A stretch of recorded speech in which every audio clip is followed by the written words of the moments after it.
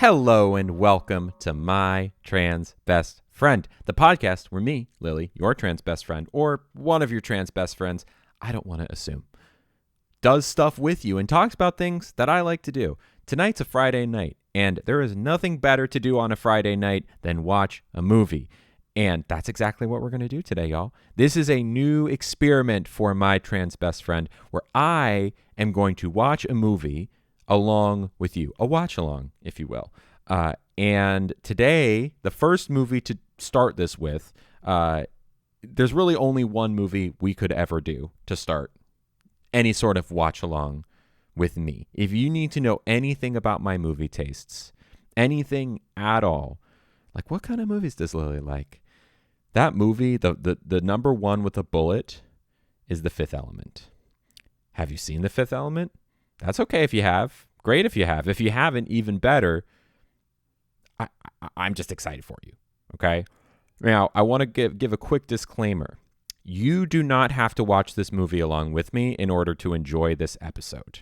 All right? I am not going to be like, whoa, that was crazy. Whoa, did you see that? Whoa, when they did like, and that, whoa.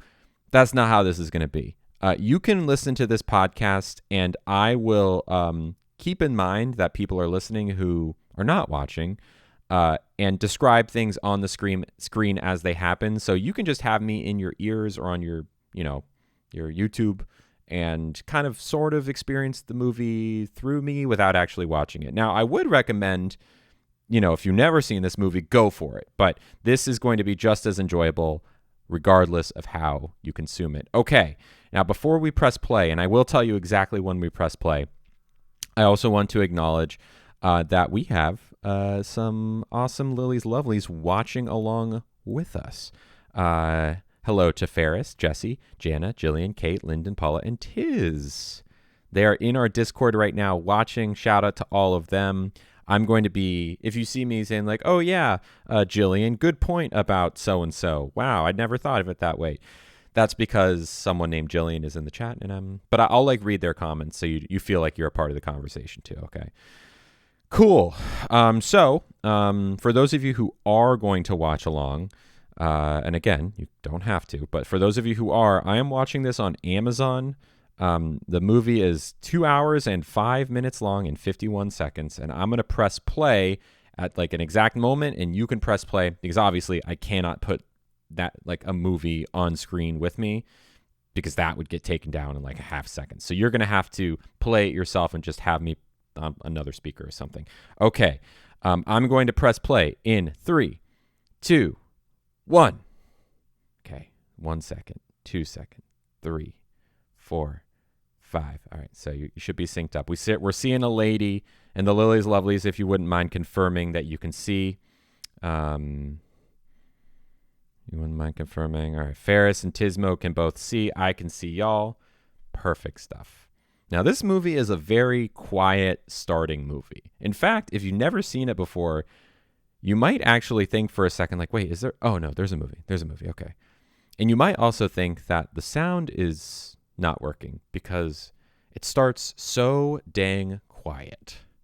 It kind of gives you... There's a really okay. So this is one of my favorite movies, period. It's got Bruce Willis. It's got Mila Jovovich. It is a science fiction movie. All right. I'm going to try not to spoil anything for those of you who are either listening through this and have never seen the movie or are watching and have never seen it for the first time. But I will say, without spoiling anything, that I like this movie because it does such a great job of setting a tone and putting a vibe out there. I believe this is 1998. If anyone could confirm that in the Discord for me.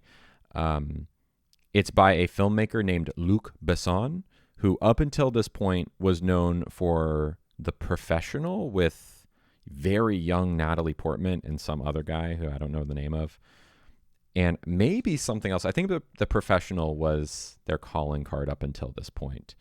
And this is a big departure for Luc Besson because it went from kind of very human drama thriller with a young girl and some assassin guy to 97, 1997. Thank you, Jana. To this huge, massive, epic space odyssey. And this movie takes so many swings. And we're still in the credits here for those of you who are not watching. Okay, so we see a planet and a spaceship. Very Star Wars. Very Star Wars. And it's like a 1997 ship. It's, computer graphics. But for 1997, it looked really good. We don't know anything about what this movie is about yet. It's literally just we're in space. There's a shooting star. Okay, we have not seen anyone yet. But then wait a minute. Egypt? Are we in Egypt now? In 1914? I guess. So where do I even start? I just love this movie so much, and I'm so excited to share this with y'all. One of the things this movie does so well is it has the biggest, broadest, like, spaceships and, crazy new technology and blah, blah, blah, blah, blah. But at the end of the day, it's like some of the most exciting things are about the characters and the emotional beats and, oh God, Aziz. So we've cut into this like temple where there's a German archaeologist and another guy like sitting next to him, and they're kind of like looking for hieroglyphics on the wall, it seems. And he's like trying to make sense. He's like, okay, when 3 planets are in eclipse, he's trying to like do the math. Like, what do these all mean? It's like alien hieroglyphics or something. And there's this kid who's holding up a pan. He's like, Aziz light. Anyways, the point is that there's like some broad thing that's happening here. And Luke Perry is in this movie.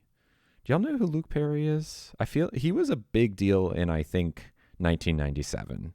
Although I really don't know what he was in other than this. Part of 5, says Ferris. Is that Party of 5? Party of 5. Okay. Now, I never saw Party of 5. He looks familiar. The crazy thing is he gets really top billing in this movie. But he's in one scene. Probably just because they were like, oh, Luke Perry's in it for a second. And we're seeing that he's like putting together... Okay, the archaeologist is like, there's 4 elements, and when they come together, it makes the 5th. He says my line. A 5th element. Oh, he knows too much. Some guy in a hood's going to poison him, or he's going to try and poison him in the water. Oh, no. This is not good. We don't know what to think. Is this priest a bad guy? He's clearly trying to kill this eccentric archaeologist.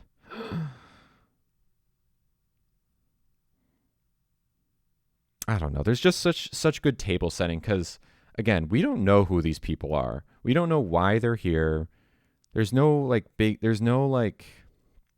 movie hasn't told us what something bad is happening. We've not seen Bruce Willis.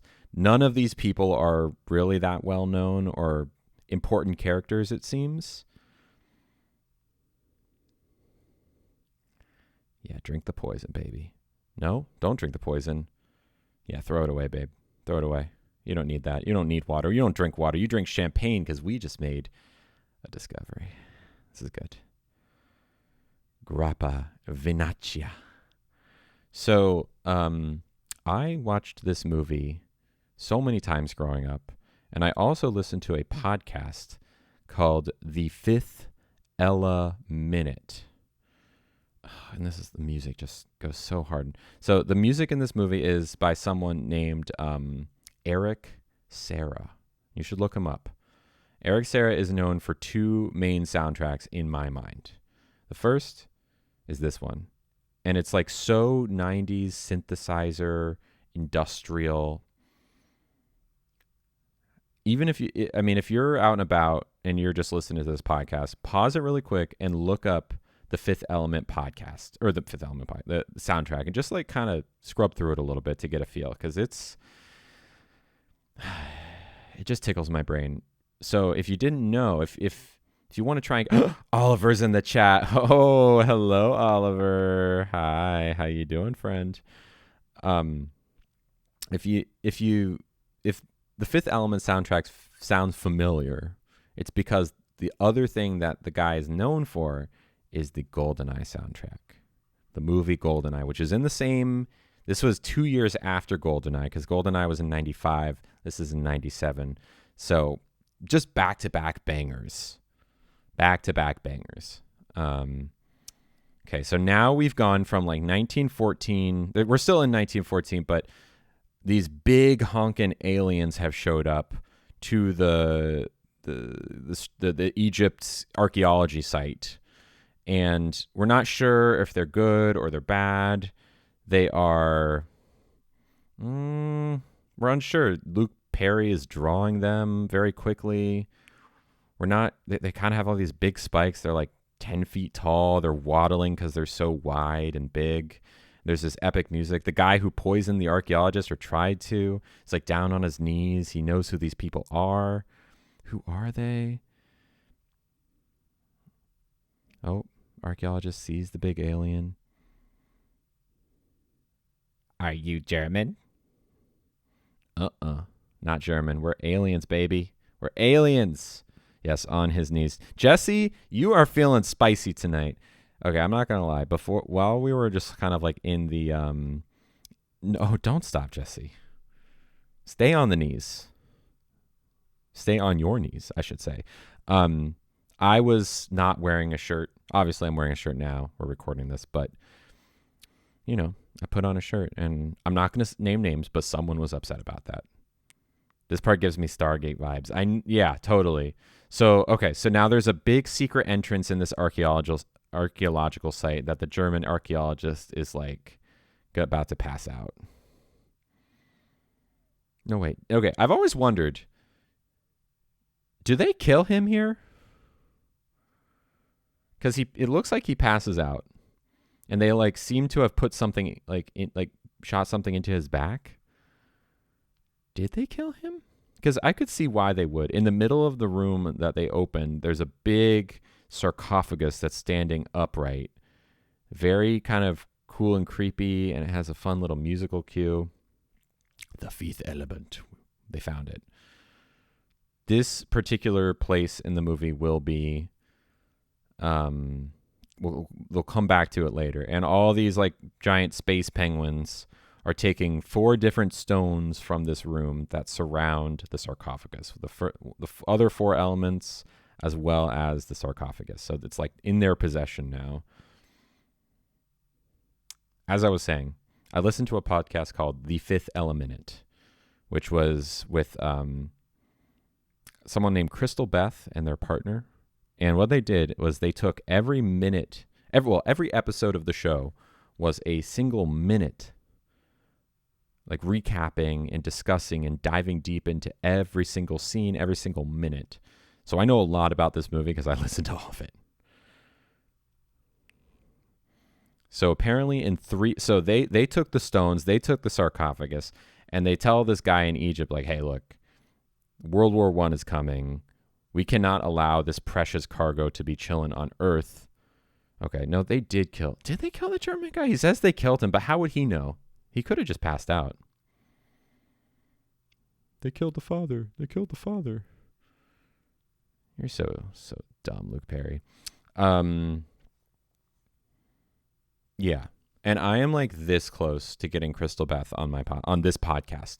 So even though we follow each other on social media, she knows that I want her to be on my pod, but she's busy. She has a life that is unrelated to me.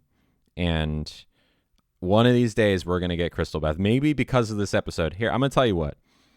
Oh, Lily's Lovelies. Help me out here.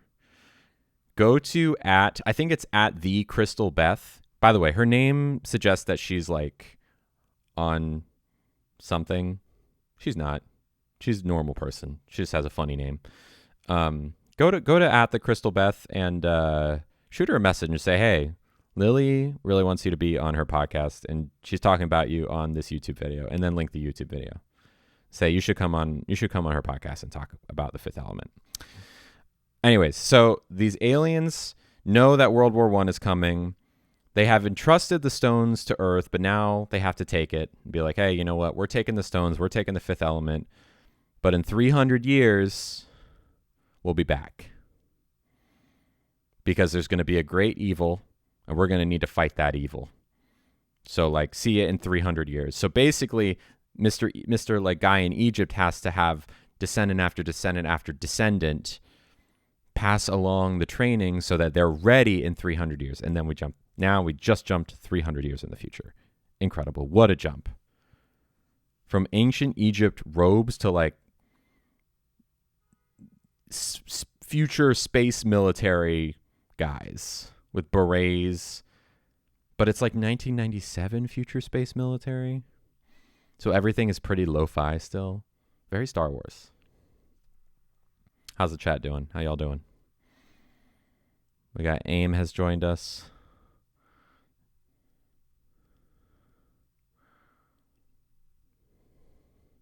So they found some sort of so they're flying around in a spaceship doing whatever, but they found something in space. They're going to go investigate it. It's a big ball of lightning, fire, maybe. Something's wrong here. They're not sure what it is. Sending out a probe. Okay. Super focused. Good, Janet. Good. Be focused. Now this guy, the president of the world? What's his name again? Duncan Tiny Jones? Is that his name? Jana and I are virgins. To the Fifth Element, of course. Or otherwise. Look, I don't know your life. All right, so now we're chilling with the president, but in the room with the president is a guy that has that looks to be wearing similar clothes to the priest that we saw 300 years ago, seemingly a descendant of this priest. Okay, Cornelius. So what's he doing there? We're gonna find out. All right, so the military guys are like, all right, there's this big ball of something in space. We're not sure what it is. Let's shoot at it. But Priest Man says, hey, actually, Mr. President, maybe don't shoot at it. I'm a priest and I know stuff. Also, look how bloodshot one of his eyes is. That must have been something that happened in real life. His right eye is like crazy bloodshot, like he got punched or something. Okay, so the ball is complete evil, total, absolute evil, and if you shoot at it, bad things are going to happen. But they don't care. They're military guys. They're sending a probe. Okay, chat. My chat is getting real spicy. They're talking about popping cherries. Evil begets evil. Also, R.I.P. So, Vito Cornelius, the priest, is played by Ian Holmes, a.k.a. Bilbo Baggins, R.I.P. All right, Jesse. Spicy. I love when like sci-fi movies will just like talk about the volume of people, like how many citizens? Like 200 billion citizens. Like, okay. Did you level up with that comment? Oh my gosh. Apparently in the chat we're popping cherries. All right, there's a whole scene here building tension of whether or not they're going to shoot at it. The priest Vito Cornelius says it's a really bad idea. Don't do it. The president is nervous. Is it a bad idea? I don't know. Should I trust the priest? No, the commander is like, no, we can shoot at it. Shoot first, ask questions later. A classic humanity move. I have doubts. I don't. Okay, so clearly Ferris and I are on the same page. Ferris is quoting this movie in the chat, and I am appreciating it. Okay, so they shot the missiles. Nothing seems to be happening. They're shooting more missiles. I'll have 5 whoppers. And also 5 more whoppers. Now the guys on the ship are really starting to get worried. They're like, we shot our bunch of nukes into this thing, and it's just getting bigger. Get out of there. Retreat. No, I think they all now realize they're about to die. Now, one of the things this movie does is kind of like a blood from the forehead thing, where anytime this absolute evil is about to kill someone, it cuts to their like a close-up of their face, and this like blood starts running down from their forehead. Anyways, the ship gets destroyed, and we cut to Bruce Willis waking up. It may be one of my favorite scenes of this movie. Bruce Willis is hot. He is rough around the edges. He's got blonde hair. Okay. He lives in Brooklyn. He's waking up at 2 in the morning. Okay. Can we talk about the cigarettes, y'all? He lives in like a shitty New York City apartment. Brooklyn apartment. There is a cat in this movie. He has a cat. Very like 300 years in the future or 200 years in the future thing. He's clearly not happy to be awake. He doesn't want to be up. His phone is ringing. Who's fading away, Aim? His bed moves.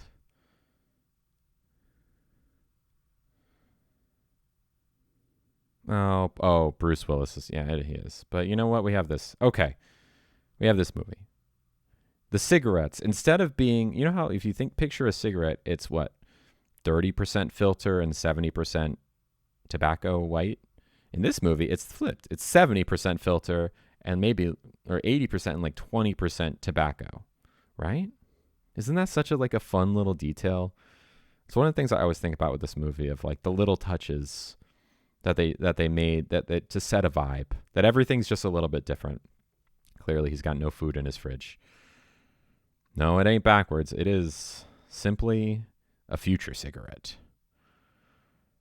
Yeah, so his old military friend is giving him a call like, hey, some crazy stuff is happening with a big ball of evil. We need you back, buddy, because you're apparently a really good fighter pilot / soldier. His cat's rubbing up against him.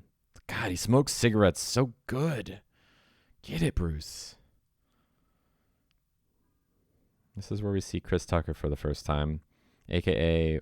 I visited Epstein Island Tucker. Super green.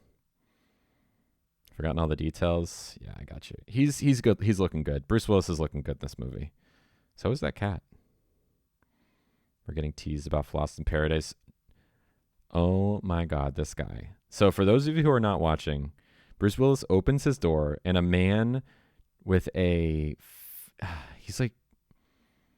he's being robbed by this guy who's just like a total tweaker, and he is absolutely unfazed. And he's like, hey, you're aiming a gun at me. The safety here, let me turn the safety off for you so you can shoot me. Like he literally couldn't seize through this guy. Give me the cash. And the guy's like, give me the cash. He's like, yeah, it's okay. Take your time.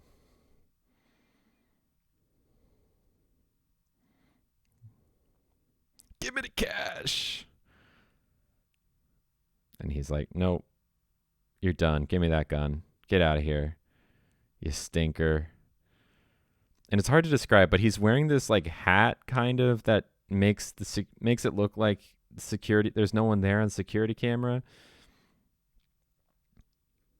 And then this guy's about to do a little dance, which is such like a lighthearted thing about this movie. Just watch. He's going to dance away. Like, what? He did a little dance. Anyways, Bruce Willis is a taxi driver. He's a taxi driver. It's a flying taxi, of course, because we are in the future. He's got fuzzy dice. The taxi it's very like worn out. Like all the buttons are kind of, a lot of the writing is etched away at it.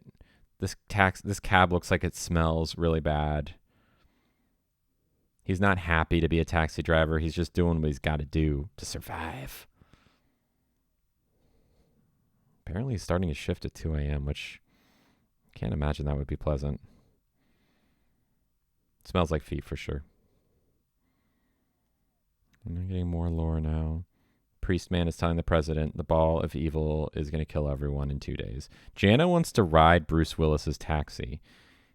Now, can you elaborate on how you would like to ride Bruce Willis's taxi? Hello, Caitlin.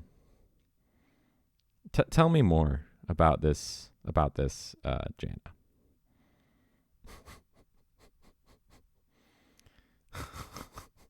Rough? I don't know what that means. I don't know if I want to know. Actually, I do. So this part always confused me when I was a kid, because I will say, for how great the movie is,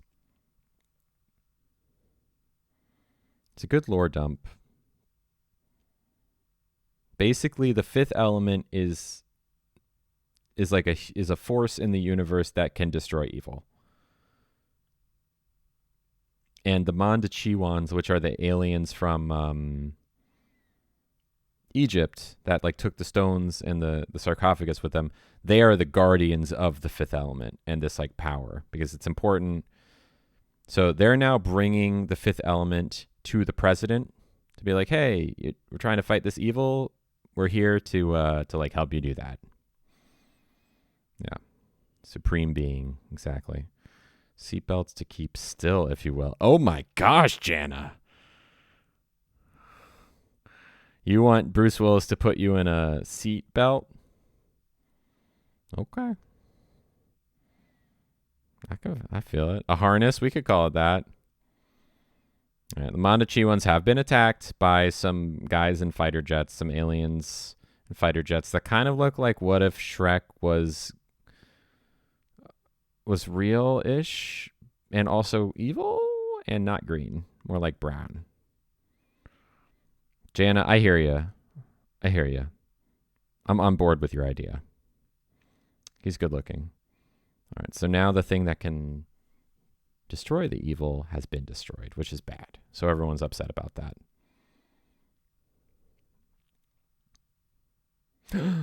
Gender euphoria. This secretary, we cut to Gary Oldman, who is in, oh my gosh, Shanna wants to shift the gears. I bet she does. We cut to Gary Oldman, who is somehow in this movie as a villain with a weird hairpiece, a southern accent, and a limp. Jana knows how to drive stick. It's about to turn into a different kind of podcast. All right, they're kicking out the priest. I don't care about the priest anymore. No survivors. Well, they found a hand. They found a hand on the site where the big spaceship crashed.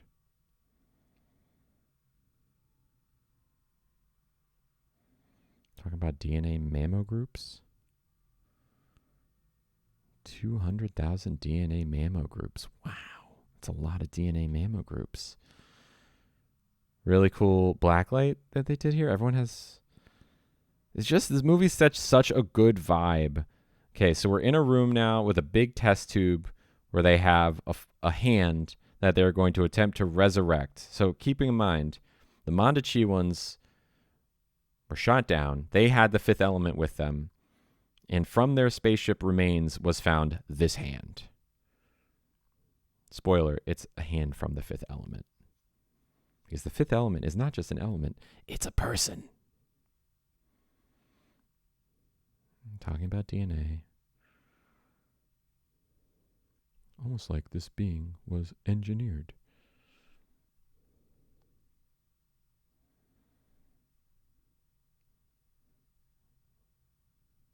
The cell is perfect.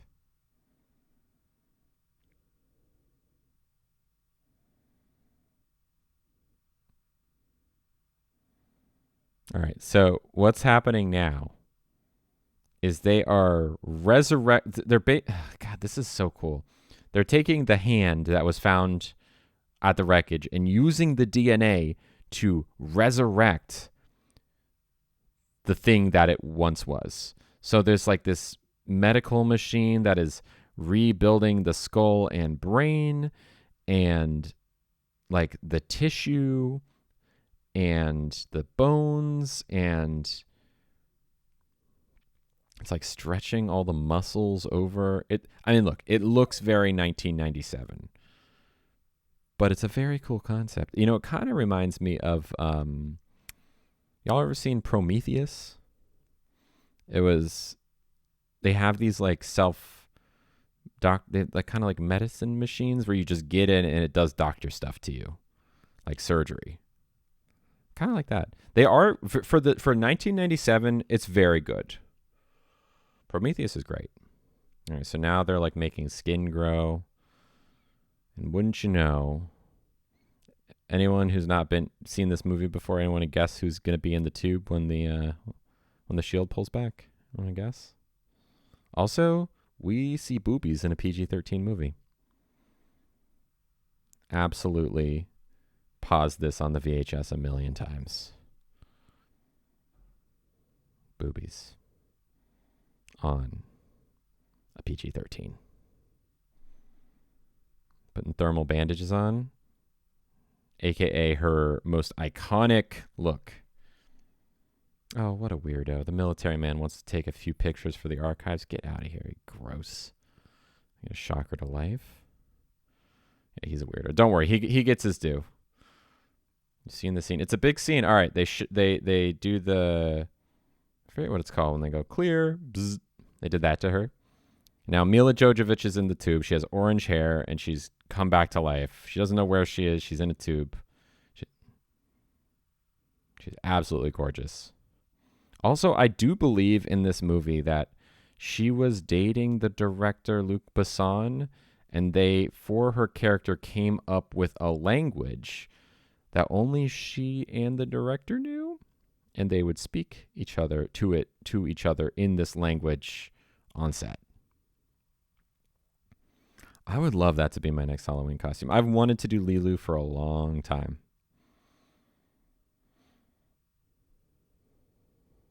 And she's speaking some sort of language. Yeah, I would love to do this. I think the challenge would be finding one that fits me. Because I think they have generic ones on Amazon, but I can't imagine that would fit me. My proportions are not standard cis-femme proportions usually.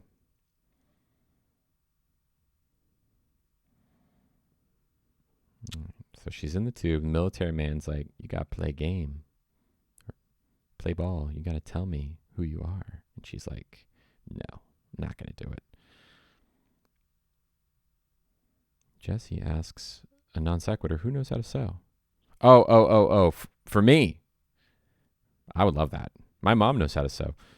My girls would fall out of that little band. It is a very little band. Mila Jovovich has got maybe A cups at the absolute most, if not double A's in this movie. What would y'all say? Double A's? A's? I mean, there definitely are. She has something going. And this is by no means a dig. She's gorgeous. But like, I've definitely got more boobs than her in this movie. It's just the way her body is. Jesse needs a big band. Yeah, you do. Yeah, you do. I know. Trust me. I seen. All right, now Mila Jovovich has punched her way out of the tube and is escaping through the air vents. This is great because we get to see a chase scene through the future Brooklyn. The police, of course, are just as stupid as they are in the modern day, but now they're wearing stupid-looking future gear, helmets that cover their eyes, ? Nope. All right, she sees the future, flying cars. She can't comprehend it. She doesn't know what she's seeing. She's crying. She's overwhelmed. She just was born. She doesn't know anything. She just knows she needs to escape.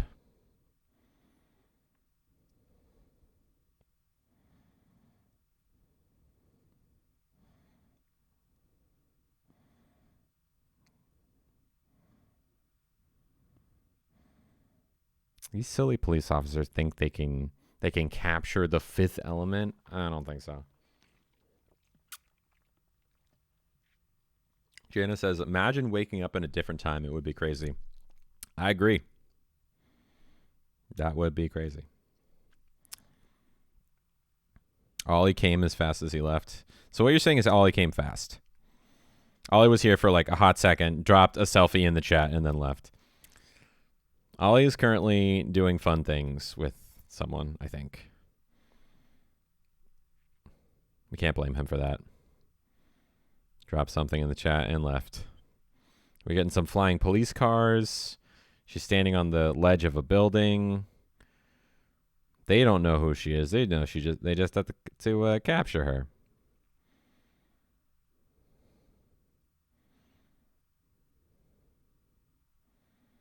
Oh, she's gonna jump. She's gonna jump. She's gonna jump.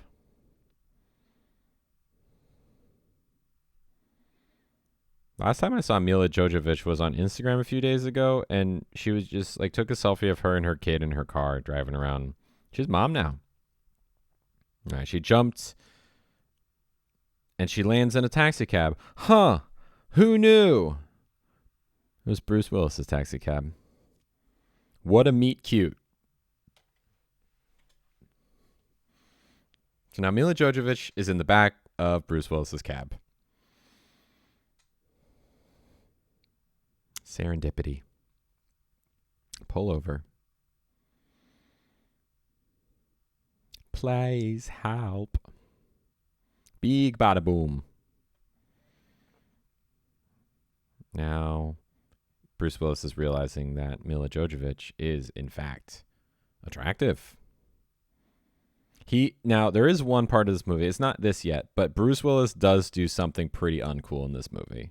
Probably the only part that I look back on, like, probably could have changed that. Tiz says, I couldn't handle driving in 3D, not only left and right, but up and down too. I'm terrible at it in video games. Yeah, I hear that. And it looks very, very hectic in the sky. Like, and everyone knows what they're doing. I just think that automatic driving would be a thing by then. Mila Jovovich is in a gibberish language telling Bruce Willis what's going on. He has no idea. All he knows is that a big bada boom has happened. Bada big boom. Boom. They're clearly in love with each other, these two. But the police are here. Should I dye my hair to be like Mila Jovovich? Should I bleach it and make it orange? That actually could look good for me. Bruce Willis isn't happy about this. He don't like the police. Bruce Willis says a cab, or Corbin Dallas, as we should say, is his character.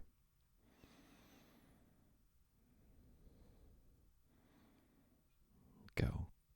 Drive, Bruce. Come on. The call to action has presented itself to Bruce Willis. The fifth element has dropped into your cab, and the police are saying, give her to us. The call to action has arrived. You must leave. No, Bruce Willis is willing. He's like, nope, I'm happy driving my cab. Sorry. Jesse says, I'm red, though. Yeah, I see that. All right. The fifth element, before she gets pulled over into the police car, reads a sign that says, please help. Please help. Please help. Begging for her life. Crying, even. Please. Ferris says, only have 3 points left on my license, and I need to get back to the garage. Nah. What do you think, y'all? You think Bruce Willis is going to give Mila Jovovich over to the police in this tense moment, or will he accept the call to action, rise to it? The movie would basically just end. He's helping. Oh, I don't know. The police are about to take her. Anything can happen. Oh, they've tethered to Bruce Willis's taxi, so now it must be over. The end. They're pulling her in. Thank you for your cooperation. Please help. And he says, fuck it. Oh, wouldn't you know, he accepts the call to action and pulls away, taking the police car down in the process.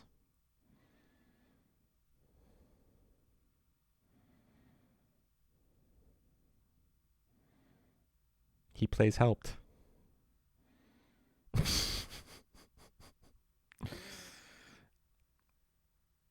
Even in the year 20, whatever it is, cops are still getting McDonald's and ignoring their responsibilities and hitting on girls that work at McDonald's.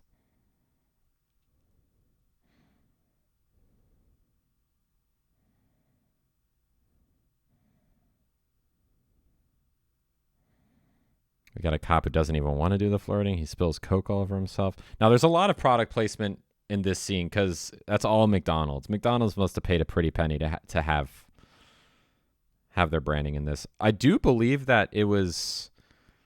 Maybe someone can do the Googling. I'm pretty sure that it was a different company in different places, or they edited it out. It was one of the two. In the same way that in Demolition Man, there's a Taco Bell in it, but in the UK version, I think it's Pizza Hut.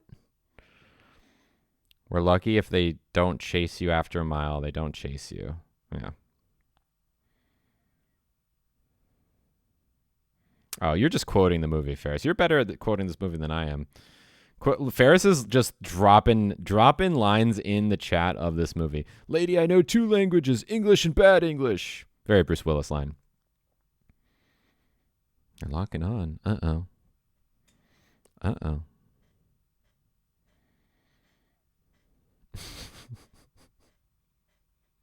There's something about trans femmes that...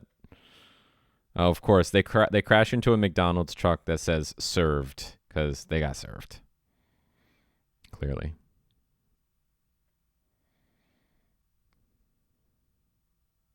Uh-oh. Police barricade.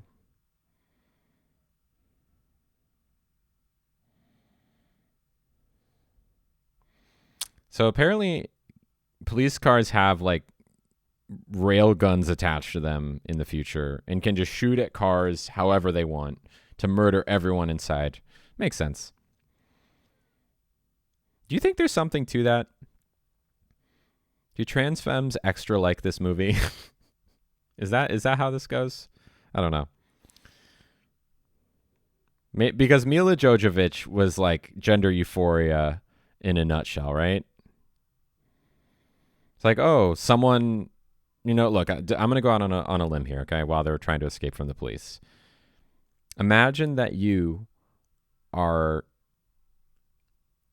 a shell of a person, maybe even literally a hand that has been blown up, and that somehow you get brought back to life by, I don't know, technology or modern medicine, and you become a gorgeous, hot woman with, with a lot to learn, but a sense of optimism and infinite potential.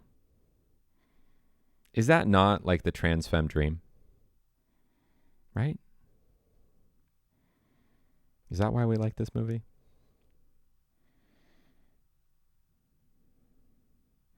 Okay, here's some McDonald's lore from AIM. In the version televised on January 8th, 2000 in the US on the ABC network, not only was the film edited for language, nudity, aka the boobies, violence, and to fit the screen, but every one of the McDonald's golden arches in the early chase scene was digitally removed. Yep. Thank you, AIM. Sounds about right. All right, so now Bruce Willis has gone and found the priest. The priest who, of course, is all about the Fifth Element. He just doesn't know that's who. He's about to see the tattoo. Get ready. Weddings are a floor up. A tattoo? A tattoo? Nice aim. So now he realizes that this is no ordinary lady. It's the Fifth Element. No.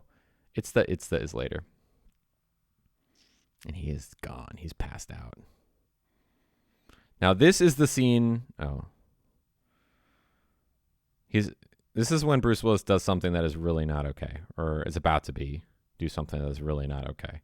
Wonder how many people got that tattoo when the movie came out. Oh God, it's a good one. It's a good tattoo. I could get that on my other wrist. He's a she. Another point towards the Fifth Element being a trans femme fantasy, or not necessarily a fantasy, right? He is a she, and we're excited about that. Ferris, am I onto something here? I think I might be. Are we seeing this movie as a trans allegory?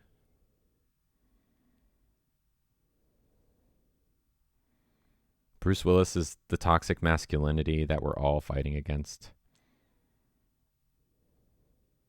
All right, this is when Bruce Willis does the unspeakable act. Get ready. She's asleep on the couch. He's looking, he caresses her face. He goes in. Don't do it. Oh, no. Ew. Kisses her. She immediately puts a gun to his head. I shouldn't have done that. Ecta Gamat. He realizes his mistake immediately. But come on now. Come on. Consent is key, even with people without guns. Exactly. He could, like, that's like a, I get that they wanted to show that he has growth to be had. They could have done that other ways, because that is assault. He assaulted her. And now he's playing like nothing big happened. Oh, I just wanted to kiss you while you were unconscious. Really? That's some Epstein behavior.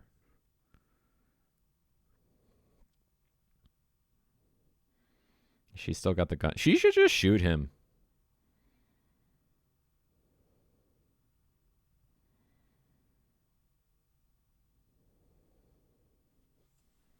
They're introducing themselves to each other. He is Corbin Dallas, and she is Lilu. He has such a fun rasp. Lilu, Corbin, Lilu, Corbin. We're going to fall in love in this movie. Lilu, Corbin, Lilu. All right, and the priests have now showed up in their priestly garb. The Fifth Element's happy about it. He has the key.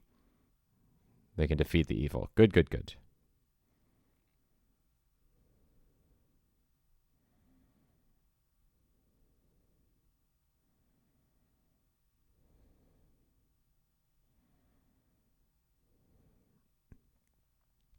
Now I'm starting to think about getting the Fifth Element tattoo on my other wrist.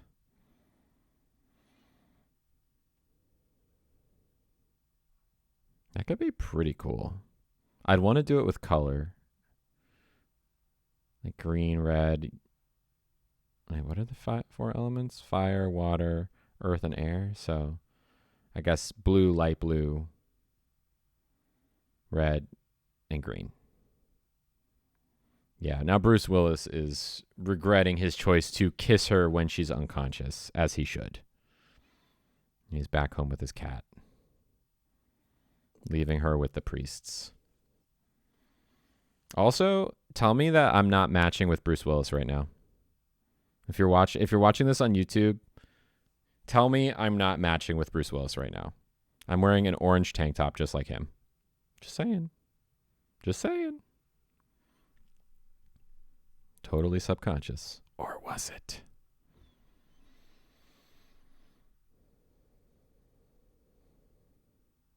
A big fair fell onto my lap. What kind of big fair? Oh, 5'7". Perfect body. I kissed her when she was unconscious. This part is so cringy. Blue eyes, blonde hair. Doesn't even have blonde hair. She has red hair.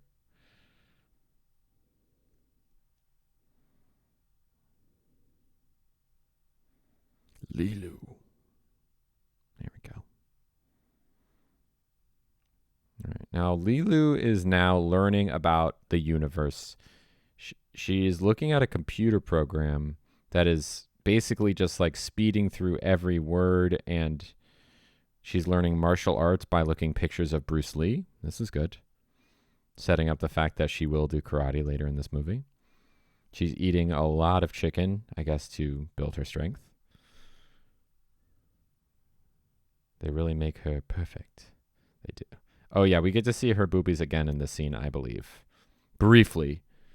Now, if it weren't for the fact that we want to keep this synced up, I would pause. But everyone, if you're watching this stream, get ready. We're about to. This is a big moment. Big moment for like Lily at like 9 years old. Because my parents didn't know there were boobs in this movie. It's PG-13. Why would there be? All right, now we cut to Gary Oldman with his first real scene. Jean Baptiste, Emmanuel, Zorg. Someone's saying, oh, Zorg, we need to fire 500,000 people. What do we do? And he's like, fire 1,000,000. Fire 1,000,000. Because he's cold as ice. Also, he's wearing like a plastic, I don't even know how to describe it. It's like plastic on one side of his head and like a really bad toupee on the other. Oh, right. It's a taxi company. Right. Yeah. He fires people from the taxi company. All right. Now we're getting the Mila Jovovich changing scene and a machine that puts on makeup for you. Another trans femme fantasy item. I've never thought about this movie like this. Oh, yeah. A thing that you put up on your eyes. It does perfect eye makeup. And in another scene, there's a thing you can just like put your finger in and it does nail polish automatically. Huge. All right, there's... Oh, my God. Yes. How did they get away with that in a PG-13? I don't understand. Yes, Mila. Yes, Mila.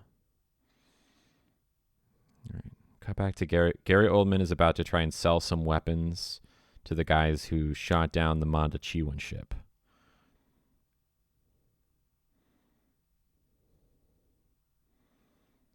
This is also a very cool little scene where we get to learn about a cool weapon that doesn't exist.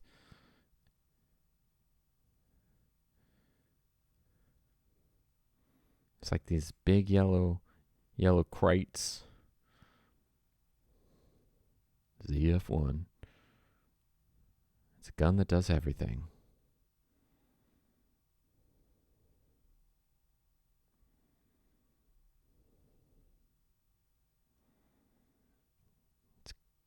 Oh my God.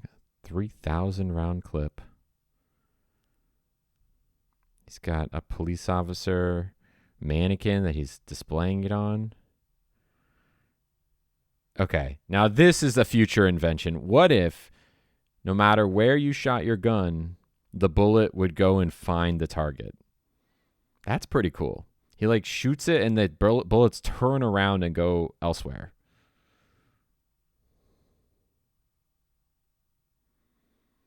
Got a net launcher. It's all in one gun. Flamethrower. And I think the Ice Cube system.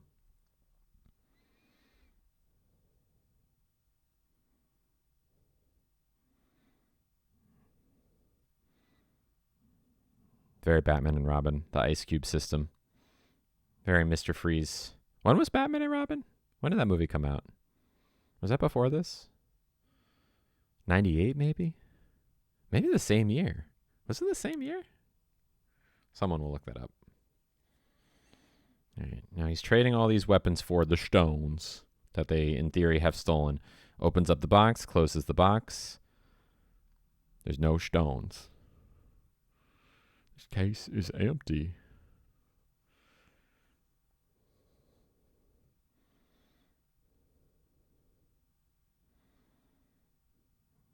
Gary Oldman, of course, looking for the stones on behalf of the big evil guy.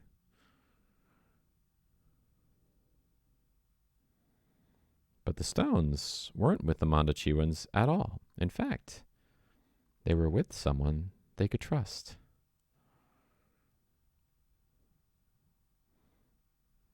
And this person is in a hotel. And she's big blue and sings opera. Interesting.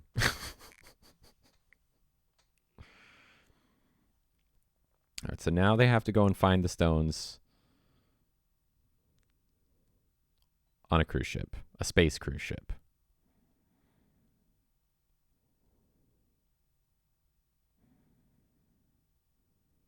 Gary Oldman is so freaking good in this movie.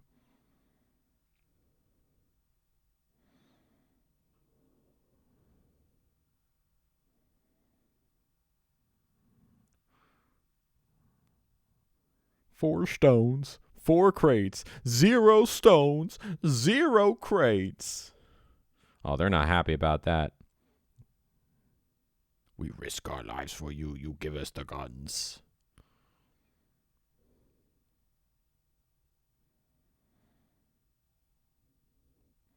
I just look at the henchmen in the background. They all have like the stupidest like purple plastic plates on their heads.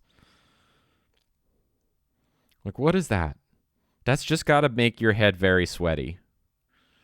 What do you think the canon reason for those little purple plates is?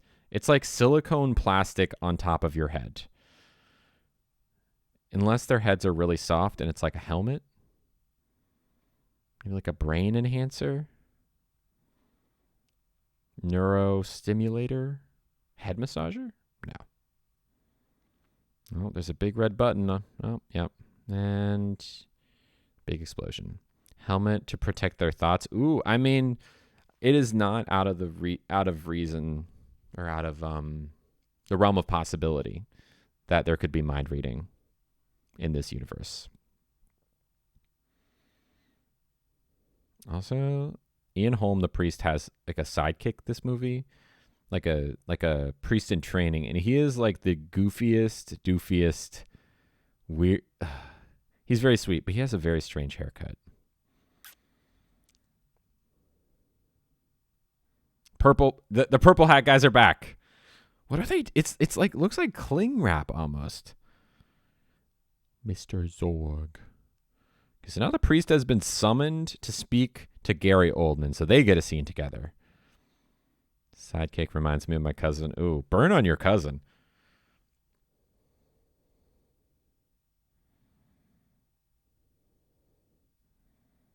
He's very nice. That's good. Just costumes are so good in this movie. Honestly, Gary Oldman kind of looks like a techno Dracula. He's got the silliest little goatee. It's such a small little goatee. Or no, a soul patch. That's what it is, a soul patch. Not a goatee. Gender goals. The secretary, there's like a secretary with blue hair. Gender goals. Also, because this is 1997, basically all of the even though this is futuristic fashion, it is still 1997 sensibilities. And really, this is what is in fashion now, is this kind of thing, is like the turn of the century fashion. When you look at what Bruce Willis is wearing in this movie and what, there's some Roombas in this movie. It's all very modern in a retro sort of way. This all is now back in fashion. Gary Oldman is talking about why he wants to destroy the world by getting the stones, because it's actually going to be a good thing. Who cares? He's doing a whole monologue for the priest. He's about to eat a cherry, which is not going to go well for him.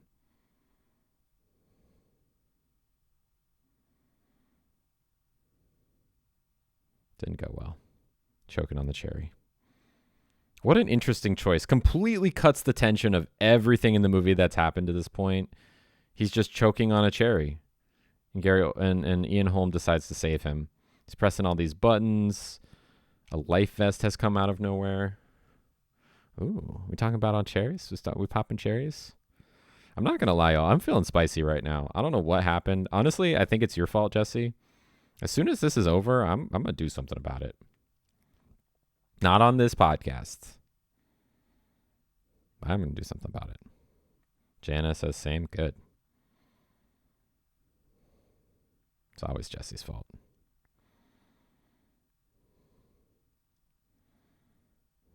See, this is why you should subscribe to the Discord, so you can see these kinds of things. Woke up to some spicy to some morning spicy. Now, solo or with your guy?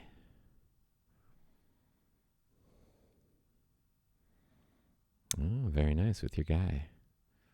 Good.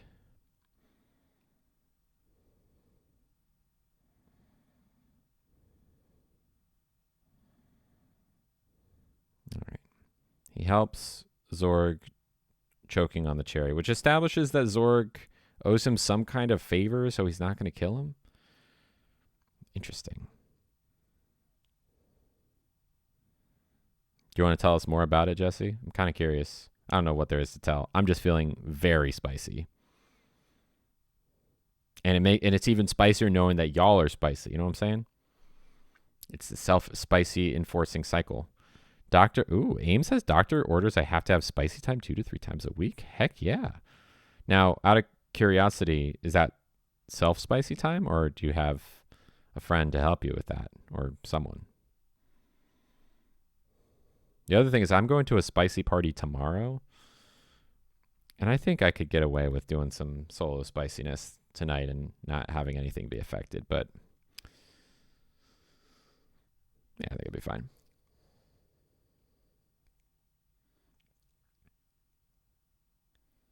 Janice says spicy time is mandatory at least once a day. Wow. Now, again, I asked the question, Jana, solo or partnered? Just some like comedy. It's very funny, this movie. It's not that serious. There's some serious moments, but it really, I would say, is a sci-fi with capital letters and comedy in lowercase. Jana says both sometimes at the same time. Okay. Are you partnered? Can we at Emily, please? Tell her to get her tush over here. Where's she at? At her in the chat. Get her in here. I need to tell her to leave work early. Okay, they're adding her in the chat. I want to be spicy with her. Immediate. Okay, so now we're back at Bruce Willis. He's speaking to an Asian caricature, which is, 1997, I guess. And he's learning that he's been fired from his taxi job and that he's won a ticket to Floston Paradise, the cruise ship where the priest is going to find the stones. Interesting how these things work. Just said, Chris and I had been begging to eat something, and I kept saying no, so this morning it happened finally. To eat, Chris had been Chris had been begging to eat something, and I finally kept saying no, so this morning it happened. Oh. No, I get it now. Was it just not the right time in terms of the month? Or that's my favorite thing to do. I'm always hungry. You know what I'm saying? Also, has this podcast evolved from a Fifth Element watch along to just spicy stuff? Oh, it's because you're a brat. Now, that seems less bratty, more toppy or dommy almost. Because you're in charge in the way you're describing it. Tismo says feasting. Yeah. By the way, we're in Bruce Willis's apartment. He's received tickets to go on this cruise ship, and now he's being reluctant to. He's once again refusing the call to action. Okay, Jesse says they are both top and brat. I guess it is kind of bratty too. Bruce Willis and Mila. I mean, yeah. Although we do get to see them being spicy at the very end of the movie, but it's PG-13 spicy. And we get a wonderful like 90s pop ballad.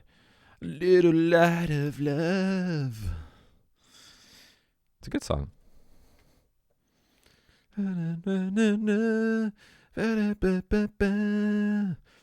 Janet is a Dom brat myself. Okay, so Dom brat, you and Jesse both, but I'll be making them eat a whole feast. Oh, God. See, yeah,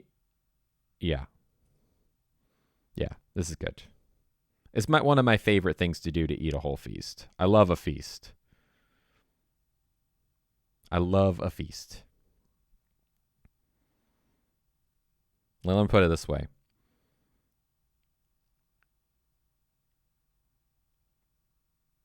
Call me. I'm trying to think of it. Trying to make a Thanksgiving joke. Every day is Thanksgiving. I don't know. Something like that. I love eating Just okay. Hate Reddit. I know some of you are watching this. Hello, Hate Reddit. I want you to clip this. You ready? Put it on your sub. You ready? I love eating. I don't know what you'll do with that clip, but enjoy it. Make a GIF out of it. Make a GIF. And then send me the GIF. Send me that GIF. I don't even know what's happening in this movie. I love it. I love this movie, but Bruce Willis is just refusing the call to action because he's got the tickets to Floss in Paradise. It's a very physical comedy here. He's about to shove these like military people into the freezer because Mila Jovovich has arrived. They're trying to get the tickets from him. This is it does have some slapstick. Those space buns who did first. Well, it's a good question. Also, do they die in this scene? Because they are probably deprived of oxygen. He stuffed like 3 people into a fridge. And then they're frozen. I think they're dead, right? Are they dead? Are they at the end of the movie? I forget. I don't know if I've ever like put it all together if they're dead or not. Take a drink real quick. Did we not get in touch with Emily? It's 8:39. She's probably the general makes back. Okay. I can't imagine she's doing anything.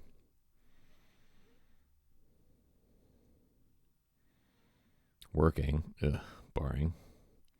Supporting herself. Ugh, boring. He gives Obi-Wan vibes with the robes and oh, for sure. This movie is so deeply influenced by Star Wars. Like, just in terms of world building, like, this is what if Star Wars was 90s and funnier. She's set to not disturb. You know. Oh, okay. Okay.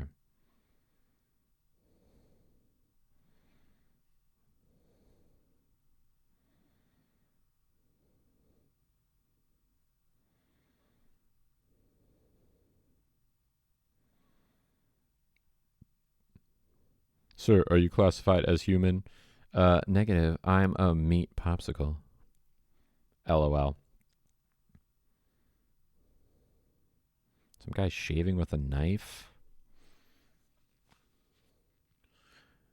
I realize like how kind of scatterbrained this movie is because I'm trying to think from the perspective of someone who has never seen this and is not watching it right now and is either listening to this podcast or watching it on YouTube and isn't watching along with. Like, do they have an idea of what's happening? I'm trying to describe it. I wonder if you are someone who is what I described, tell me, are you getting a good picture of what's happening? I know I'm not describing every scene. Oh my gosh. Yes, the Fifth Element, Shelbert has arrived. It's definitely all over, but it's still kind of, yeah, it's in a timeline. Okay, so now basically everyone is trying to get on this cruise ship where the stones are. The guys who look like Shrek, who are angry because they just got exploded. Gary Oldman is trying to get on the ship. Bruce Willis and Mila Jovovich trying to get on the ship. Everyone's trying to get these stones. Also, I won't say who, but someone in the chat right now has just sent a picture, because we're all very spicy right now, of a doctor-issued candlestick along with a picture of the candlestick. And is it really a candlestick? Who's to say? All right. Mila Jovovich is now very wet because she was in the shower. And she's chilly. And Bruce Willis is drying her off. And she's got mascara running down her face. And this is a time for them to be physically intimate. And they're like almost about to kiss again, it seems. Even though he like non-consensually kissed her in her sleep the day before. Jesse is emphasizing that she is in fact wet. ... from the shower. Okay, how is Ian Holm not dead? He literally asphyxiated. Also, because Mila Jovovich has become wet via the shower, she had a white shirt on, and let's just say the headlights were on, or the The high beams? The high beams were on. Once again, another shot of her changing. I cannot emphasize enough how insanely attractive she is in this movie and how much she was, in fact, dating the director who was obsessed with her with every right. As everyone else was. Never used. Oh, never? Okay, hold on. AIM said they never used it because I'd rather my candlestick shake. Oh. I see. So this is a, can I just say what it is? This is a dilator, right? Am I correct? The same thing I'll be using in a few months. Got it. Those things aren't fun. They are uncomfortable.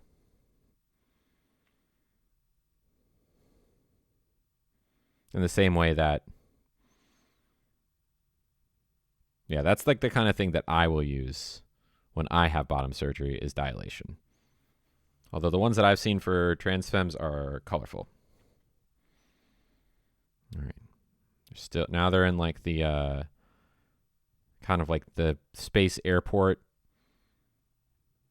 boarding the cruise ship. Haven't used it and probably won't. Wait, you haven't used it? Why not? Now comes the infamous or the famous multipass scene. Multipass. Everyone's pretending to be Bruce Willis. Try and get on the cruise ship. Mila Jovovich is standing next to Priest Boy. Bruce Willis sees them and is like, nope, not going to pretend to be me. Because I have better options. Oh, okay. Okay, I understand. So, AIM, are the better options, are they just as effective? Because at least in my case, they are not. AIM is saying that she's not going to use the dilator because... Okay, there's a big conversation happening about spiciness in the chat. AIM says, I haven't used it and probably won't because I have better options. Smiley face. Got it. Janice says, from what I've read, if you aren't active penetration-wise, you won't have to use it as often. Don't use it. Really? I think it's. I don't think it has any effect. From what I've heard, that's not a proper substitute. Just have to keep it. Okay, interesting, AIM. Interesting. Huh. But also, our situations are different because you're dealing with radiation and I am not. I'm dealing with a thing where there wasn't one before.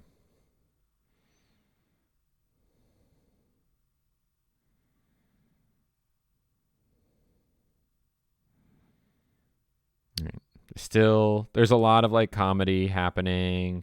They're drinking because they think they can't be on the cruise ship, but Ian Holm has a plan. He's going to sneak onto the cruise ship. Is this supposed to be a Star Wars knockoff? No, it's its own thing. It's very inspired by Star Wars, but it's definitely its own thing. One of my favorite movies of all time. More people pretending to be Corbin Dallas. Aliens disguised as humans. She's not having it. Also, who is that baddie to the right with the shaved head? Absolute baddie.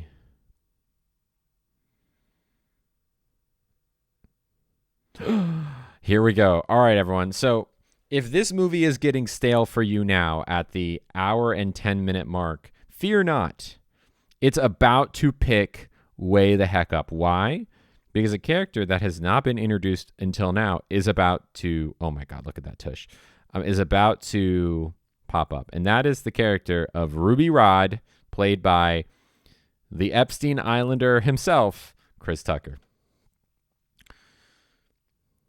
Ruby Rhod is undeniably the best part of this movie. Or one, if you know, it doesn't have to be your favorite part, but like, if you like this movie as much as I like this movie, it's largely in part due to Ruby Rhod.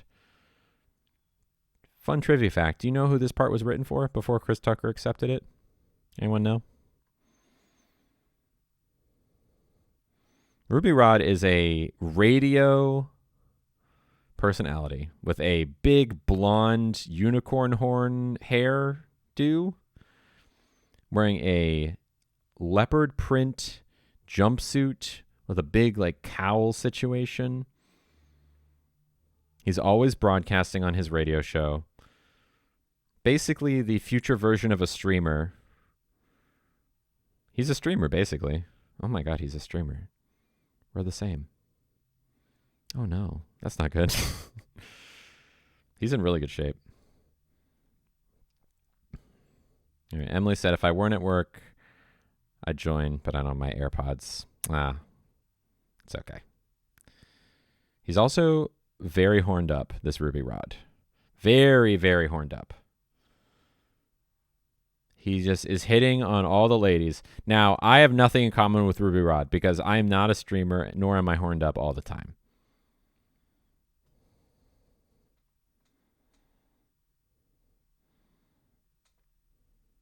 He's just like such a big personality. Everything he says is funny. Everything he says, it's kind of hard. I can't really do. I mean, I don't think I should do an impression of him. It's just so good. So, anyways, the trivia: who was supposed to play this role originally? Anyone have a guess? Who was this written for? Who can you imagine doing this role? Seducing. The one and only Prince was supposed to do this, but dropped out for something. I forget why he dropped out. But also, I just learned yesterday that Prince married a 16-year-old when he was in his 30s. Did you hear about this? Did y'all know? A 16-year-old when he was in his 30s. Another bit of good world building here. Chris Tucker is asking all of his little minions, how was that stream? And they're like, oh, it was so green, super green, crystal green. And it's just like a word that means cool in this universe. Green, apparently. Who's Richard O'Brien? Janice says, Richard O'Brien. Okay, got it. To play this character. No, it was Prince. Chris Tucker was absolutely the right choice, though. A lot of older singers that were with young girls. It's just like, Elvis did that.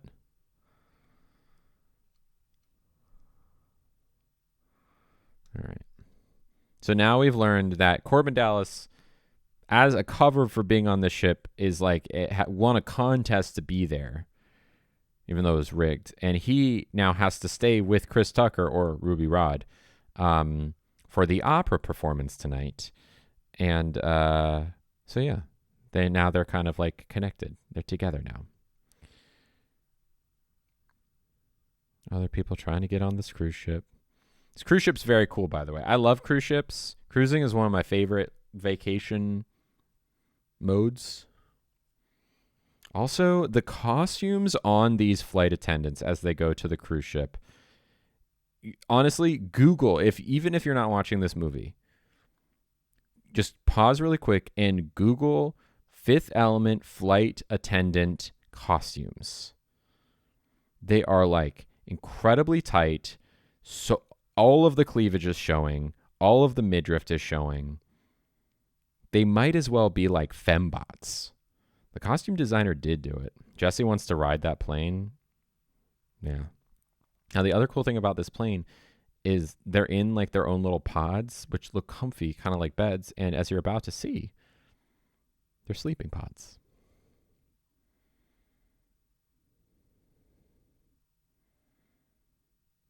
They press a button and sleep. Just like, look, they're wearing push-up bras. These are models. And apparently Ruby Rod is getting down with one of them. I don't want one position. I want all positions. Ruby Rod. It is lingerie. You're right, Janet. It is absolutely lingerie.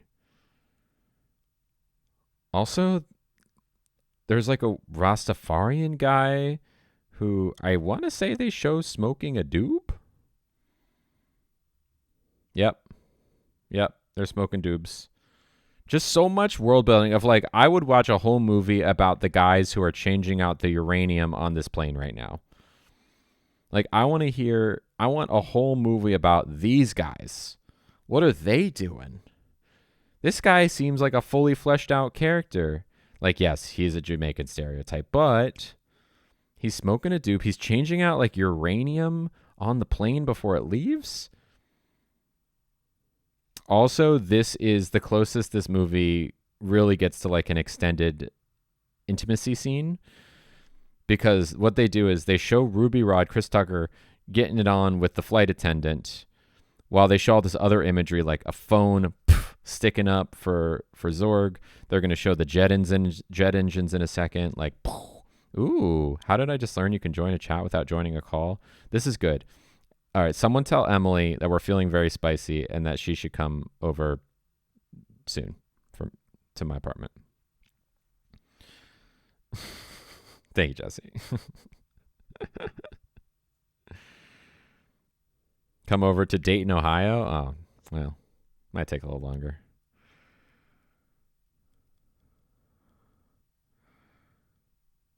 Like, who thinks of this? Ruby Rod is getting down with this flight attendant.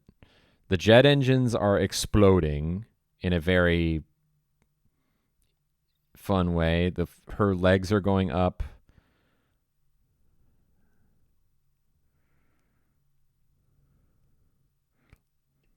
Janice says Lily's in need of assistance. Thank you, everyone, for making my life easier. Wing people over here. Explosion. Lift off. Explodes. The flight attendant. Everyone explodes. Great. Guess I missed a lot. Yes, you did. Yes, you did. Oh, I want some dumplings. I want dumplings. I should make dumplings after this. I should have spicy time with myself if Emily's not coming. And then dumplings. Hey, Jesse says, Emily, are you tired? You've been running around Lily's mind. It's true. Also, I have this new cane. I have no one to try it on. Who am I supposed to try my new cane on?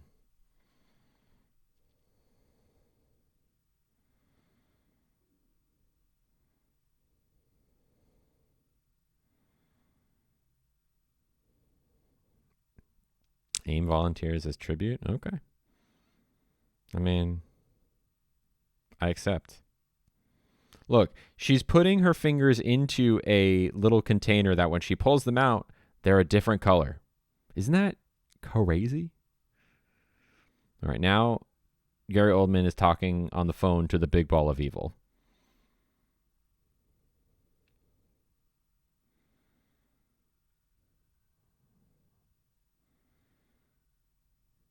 He seems very scared. I'm in Nebraska, says AIM.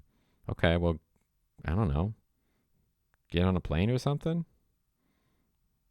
Do what you need to do, AIM.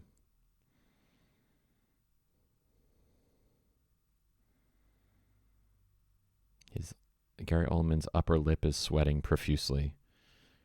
And he's about to pour blood out of his head. He doesn't die.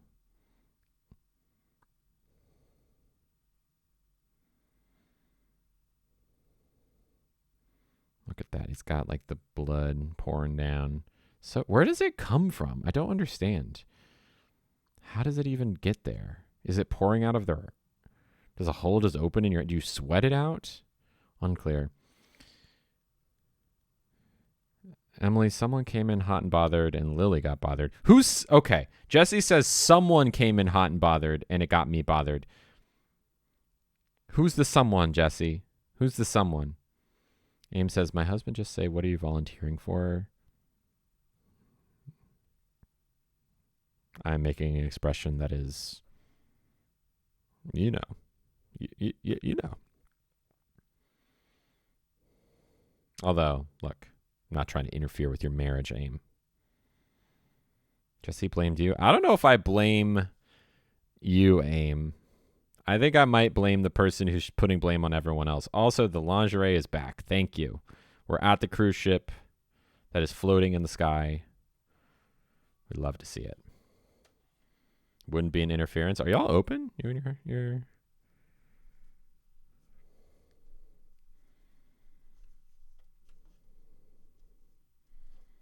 We talked about it, says Aim. Okay.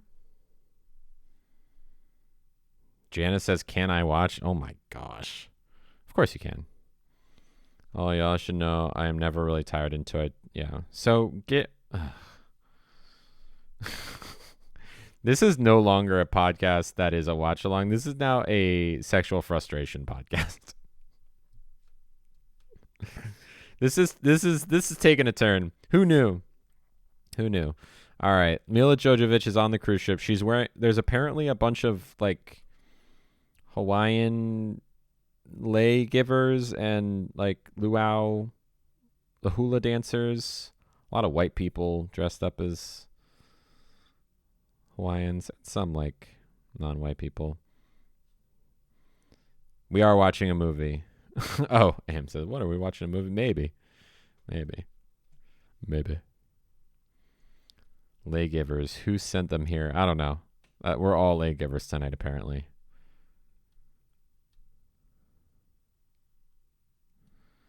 All right. Corbin Dallas, a.k.a. Bruce Willis, is getting his master suite, or I guess, what's the new word for that? Be just like primary suite. And apparently there's an opera tonight with the person that has the stones. The opera singer is the person with the stones. God, even the person who's showing Bruce Willis to his room is basically wearing lingerie. A crazy push-up bra.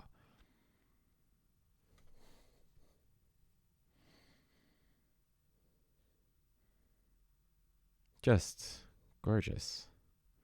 I mean, everyone in this movie most people in this movie are attractive.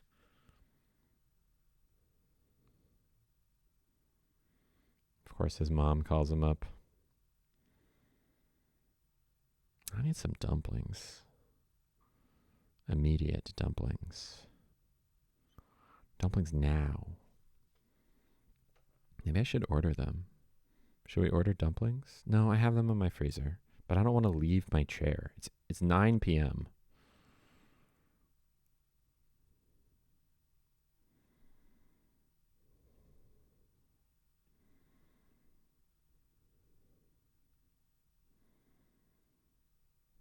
Order dumplings? I could. But they're not going to be as good as if I were to make them. Apple Watch goes off. Is your heart rate elevated, Jana? All right, everyone. Welcome back. Sorry about that. For you watching, it was nothing happened because it was just like a weird bump in the stream. But for me, my computer is bad.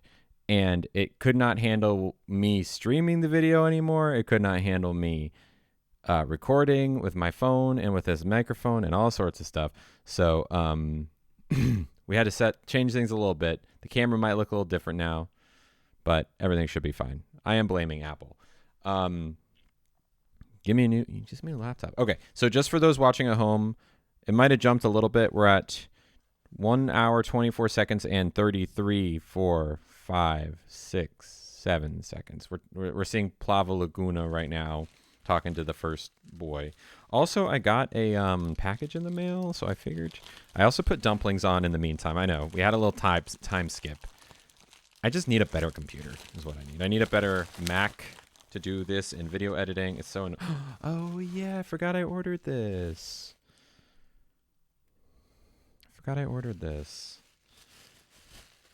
It's a headband. Oh, cute. What do y'all think? It's a red headband. Pretty good, huh? Very cute. I've been needing one of those. I don't have a red headband with like a plain red headband with a bow. Looks like little ears. I know, isn't that cute? It's cute. I'm excited. All right. So now this is where I see as the also, is it laggy for y'all? If it's laggy, there's really nothing I can do about it, unfortunately. I wish I could do something, but unfortunately, I cannot.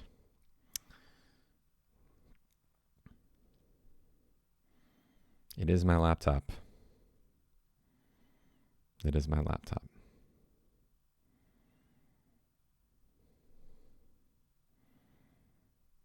Alas. Anyways, we can just talk about spicy things. Who needs the Fifth Element? Not me. If you want, I can even stop the stream. Would y'all rather me just stop the stream? Next. I mean, not for the people listening. I guess you just don't need to tune in. The internet has been funky. It's not the, I mean, I agree, Felicity, but it's not the internet. It is my laptop. This is an old, like, this laptop's like 3 or 4 years old, which shouldn't, I just ask a lot of my laptop. And also, I think the battery's messed up.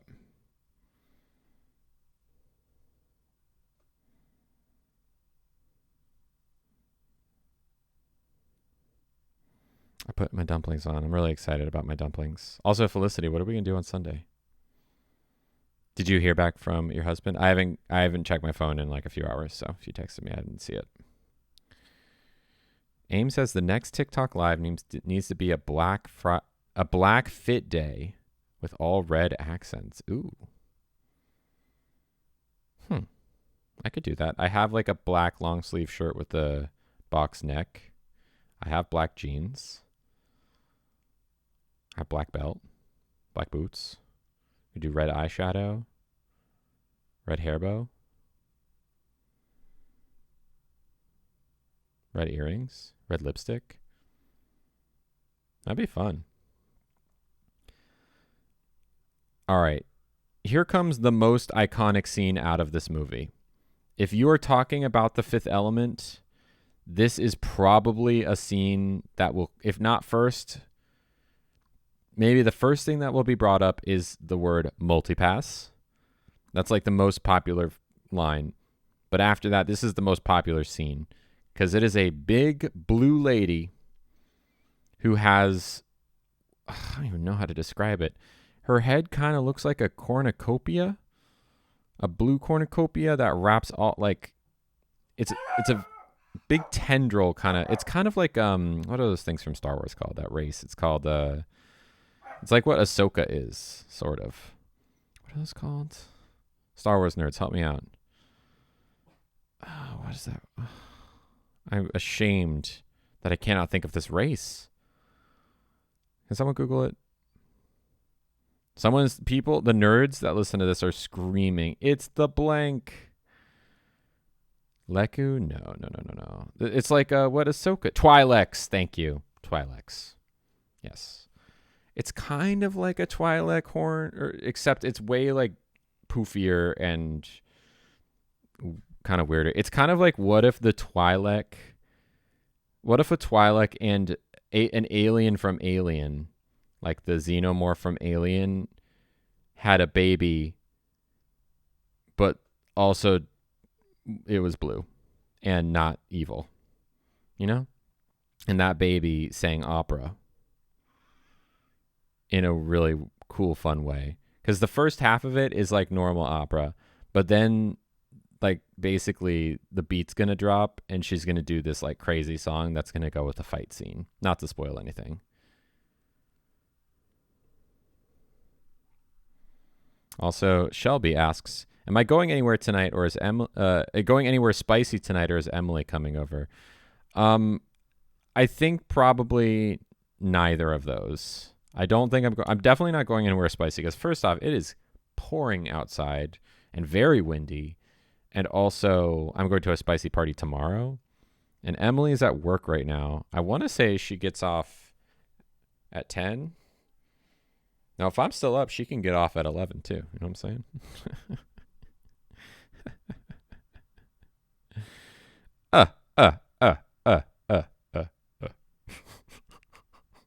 It was so silly.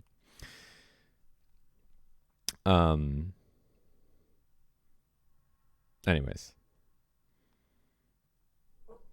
What if I turn my video off? How much will that make it any less laggy? Did that make it any better? A little bit less laggy. All right, so now is when the beat's about to drop. You've got Lilu kicking the butts of all of these like Shrek-looking alien people who have sunglasses and combat suits on. They're there to find the stones. What they don't know is that the stones are not there. At least not where Lilu is. They're just trying to kill Lilu, I guess. And then we have, juxtaposed with this, the opera singer singing this like really cool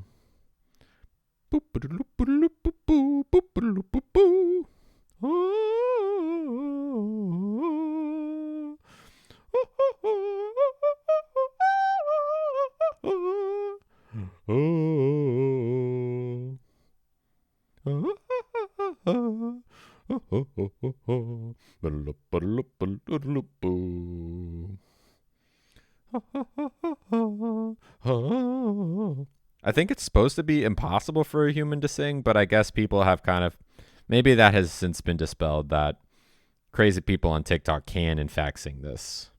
Because it's got such a crazy range to it.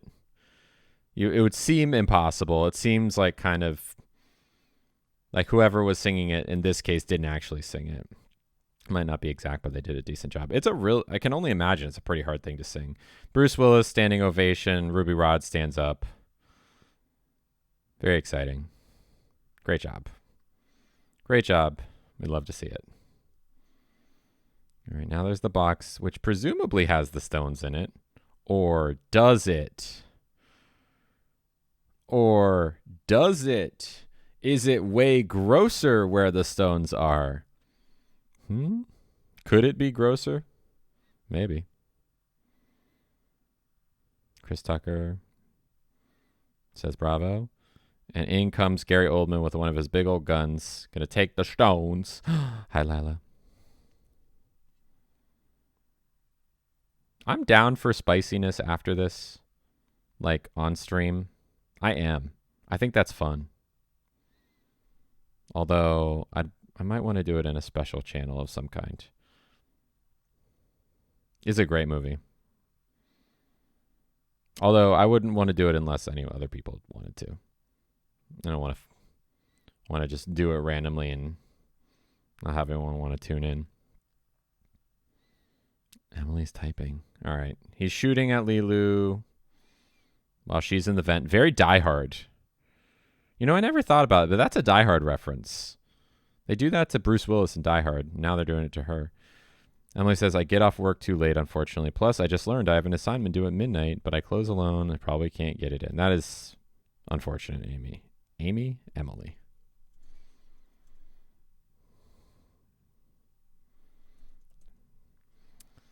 It's okay. I figured. I'm seeing Emily on Sunday anyways, so. Prayers to you, young one. Shelby, you two are the same exact age. Aren't you the exact same age? Aren't you 25? Oh, I see. It's a metaphor, says Shelby. Got it. I know it's no fun unless you Uber me home and I steal your Wi-Fi, but that's not really fun for anyone. I mean, I would.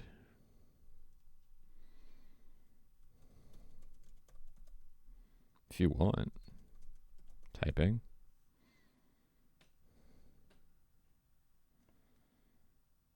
It's up to Emily. She can steal my Wi-Fi and hang out. I mean, I will fall asleep before her, but it's up to her. Shelby will be here at 10. You're coming over too, Shelby? You coming to play? Leave the door open. You coming? You are welcome with open arms to join us. At least, you know. I think Emily would be fine with it. You trying to get spicy? Is that what you're saying? All right. So, Blue Opera Singer has been caught in the crossfire. There's a lot of shooting happening. She's bleeding blue blood out of her eyeballs. But she seems to be at peace. And she's like, actually, the stones are within me. And Bruce Willis is like, say what? Within you, like metaphorically? And then she's like, no, They're literally inside of me. Also, this is an emotional moment because Lilu's very sad she got shot at.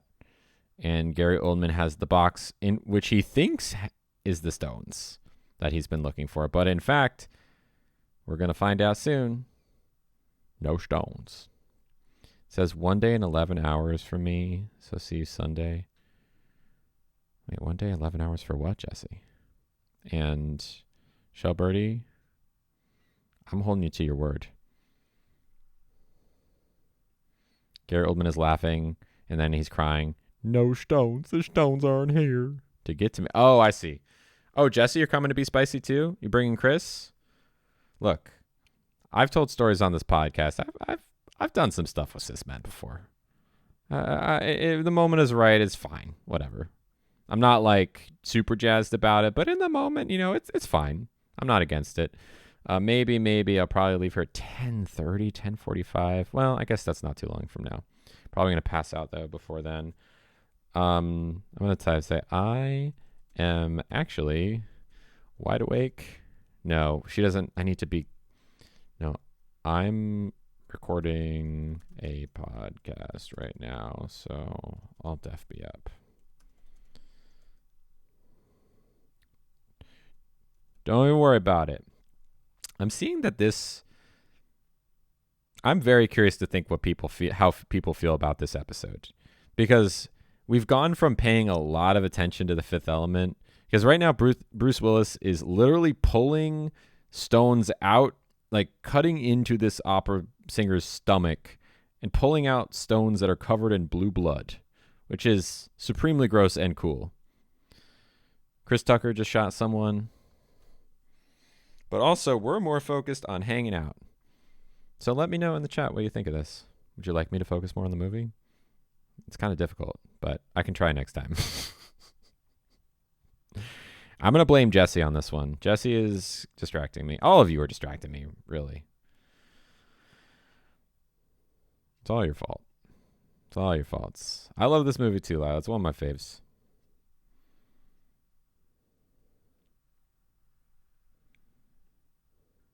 Who? Shelby said, is that someone? I don't know who you're talking about.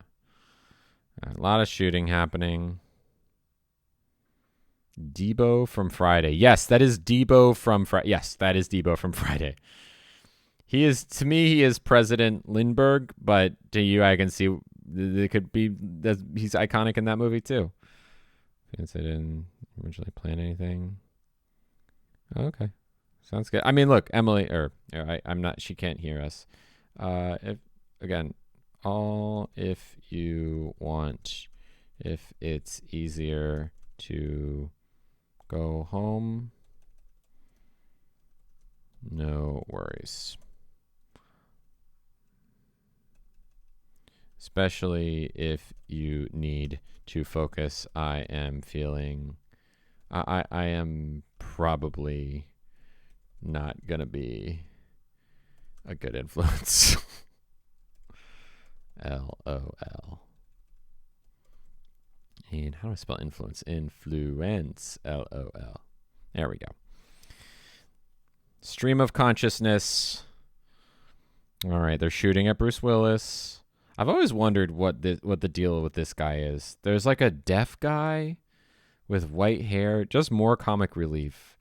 It's not even fair to call anything comic relief in this movie, because there's nothing to be relieved from, because this movie is all like silly.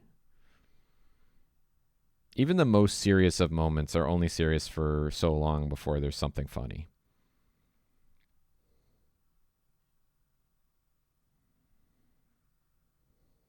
I'm very excited about this hairband. A little like white. Oh no. White. I need some scissors, like a little white string on here. Anyways, I really gotta get my nails done, y'all. He's telling Chris Tucker, all right, the guys that are shooting at us, we're gonna do a cool little fun thing where I put you on a seesaw and jump you into the air, and Chris Tucker is gonna have to push your head down. It's a whole thing. It's just a big old fight scene, y'all. It's just a big old fight scene with these Shrek-looking guys. Bruce Willis is, he's comfortable in action. I hate what Lila says. I hate what Bruce Willis is going through right now. Too close to home. Yeah. It's sad. It's really sad. Jesse says, "How could you blame me? You're the one who's bringing the spiciness into the chat. I've never been spicy in my life. This is the first time I've ever been spicy. Should look up the Shrek rave. Oh, I've heard about the Shrek rave.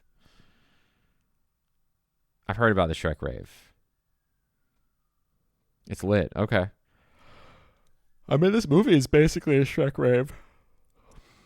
This movie what was Shrek? 2001?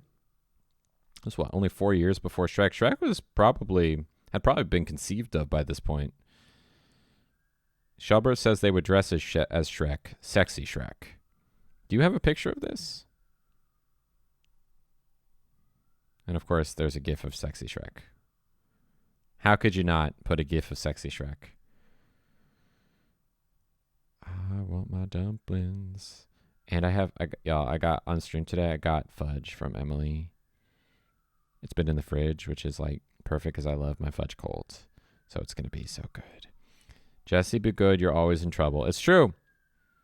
Jesse probably needs some form of punishment. Just my opinion. Good night, Ferris. Wish I had the energy to speak. Oh, well.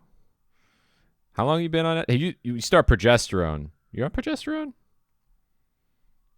You start on progesterone, it won't be a problem. Girl, get it. It's, yeah. Is girl appropriate? I'm seeing he, they, she, they pronouns. Is girl okay? Anyways, good night. Doop-a-doop-a-doo. They're still fighting with the Shrek guys. Chris Tucker's fighting. There's a hostage situation. Bruce Willis is being the alpha in the situation.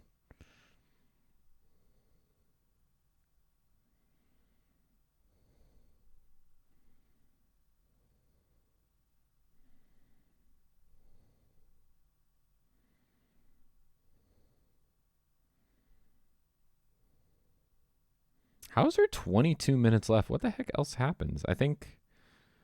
No, it's probably closer to like 10, 15 with credits.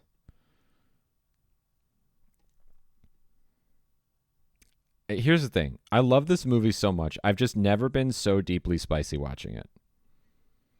Oh, yeah. Goldie is dealing with booty juice in her eyes. Goldie has double pink eye right now. Goldie, if you don't know, is one of our Discord lovelies. Double pink eye. I called it. Let it be known that she was just like, yeah, I had couldn't see out of one eye this morning, and now I can't see out of the other. I don't know what's happening. I'm like, it's a pink eye, and she's like, is it? And I'm like, yeah, probably, and it is. Booty juice eyes. Ugh. Booty juice. Ugh. Okay, y'all eat the booty like groceries? Be honest. Be honest, Shelbert. Or do you enjoy yours being consumed? Be honest. Shelby's typing. Big moment for Shelby. All right, there's a bomb. Oh, this is my favorite. It's a. Oh, no. Shelbert's mom is listening. Now, I am talking entirely about groceries, fresh produce. Shelby, you like, bananas, mangoes, grapes, vitamin C, all these things. That's all I'm talking about. Jesse likes watermelons, 2 of them, of course. Now, if you had to rank the watermelons on a scale from A to B to C to D, or, even double D, how oh my God, this chat. Jesse also likes eggplants. Good. My mom said she was born at night, but not last night. Interesting. Hi, Shelby's mom.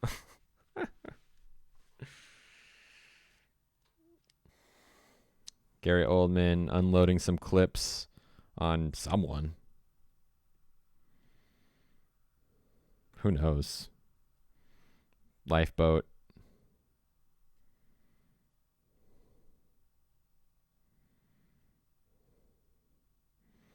Shelbert says, anyways, yes, I do love it and have done it to my men. Sorry if I read that out loud and you didn't want me to read it out loud. Good for you. Now your mom knows.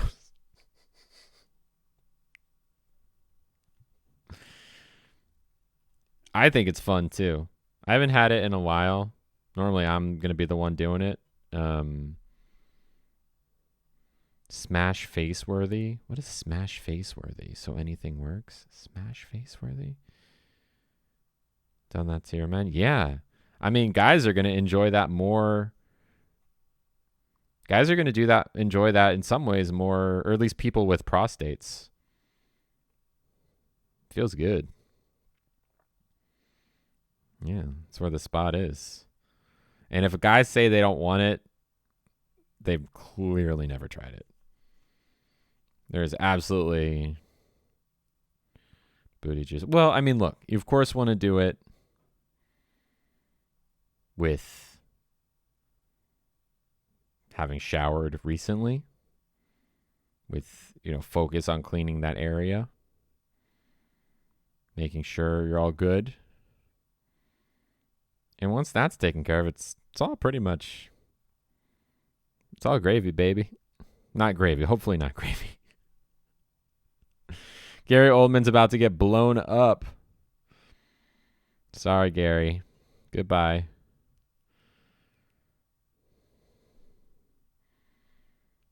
Sorry, Gary. You're gone. Jean-Baptiste Emmanuel Zorg.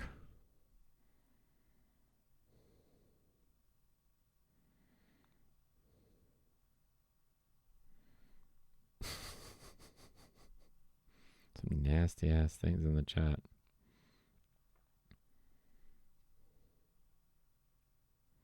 Who's Gary? Oh, Gary Oldman is the guy who just got blown up. The actor. Jean-Baptiste Emmanuel Zorg is his character's name. All right, now they're going to the temple to try and get the stones in there to do the thing to make the movie end. I've never wanted to do spicy time. Like, I'm actually kind of upset. Not actually, right now, because this movie is getting in the way of my spicy time, and I want to start it right now. Like, never before has this movie gotten in the... Like, if I was just with a partner right now, we'd do it with the we'd get it going with the movie on in the background. No problem. I've seen this before. But you, the listener, you don't get to benefit from any spicy time happening. Hey, you might have started this movie. I can't leave you hanging like that. I don't want you to leave to finish the last however many minutes of this movie solo. We're sticking it out. Don't worry. And next time, Jesse is banned from the stream. Next time we do this, Jesse's banned so that this doesn't happen again. We can finish. So, Jesse. Jesse. Yeah, Jesse's banned. Canceled. All right. Everyone's very excited that they blew up something, but the ball of evil is still expanding.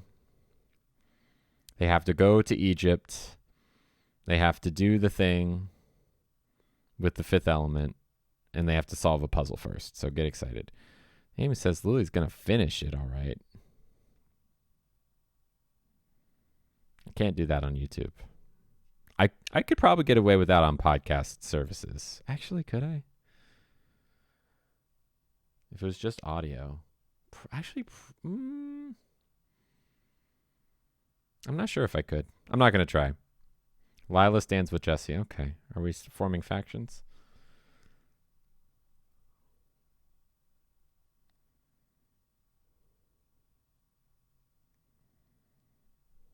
I can smell my dumplings.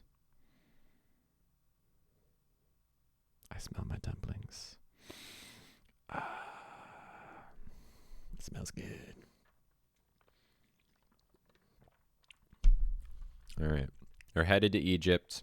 They got like an hour or whatever before the whole world blows up or the whole universe blows up. Jesse says, I'm literally never in trouble. That's the brat in you speaking. I'm learning a lot about you tonight, Jesse. I'm sensing your brat tendencies. And it seems to me that you need to be tamed. You know what's funny is I looked up my my spicy the spicy test, B plus D plus S plus M or tests. I looked it up. I looked the one I did in January, and then I looked up the one I did in 2018, and it's pretty similar. It's pretty similar. Can't be tamed. Yeah, okay. I think I could do something. Brat tendencies. I don't know if it's a tendency. Okay, so now here's the part in the movie where Mila Jovovich is looking up pictures of war because she didn't make it to W in the dictionary. So she's brushing up on her human history. And on the way to Egypt, she sees pictures of war. She sees pictures of World War II. And I think Tiananmen Square is in there. And she starts crying because now she realizes that actually things are evil. And is humanity worth saving? Maybe. Maybe not. Is she going to be willing to be the ultimate force for good in the world? All right. Apparently now we're sending our spicy test results.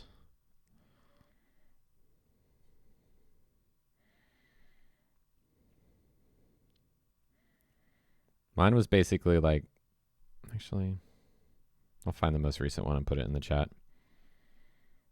Let's see. It was...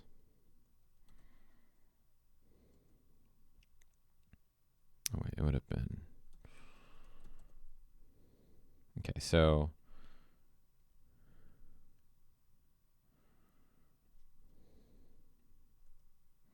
This one's mine. This Lily narration is making my life worth living, says Lisa. I'm glad to hear it. This is mine, by the way. It's a joke one. I put a joke one in the chat, everyone. It says, I'm 100% silly.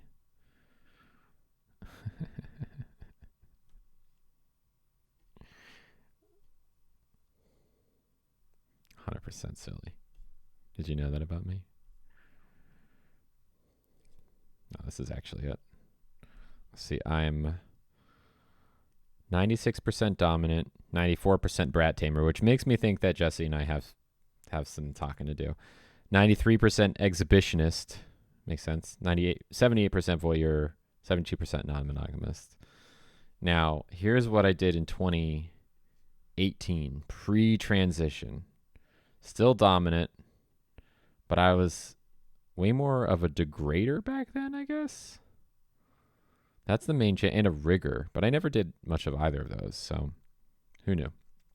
Anyways.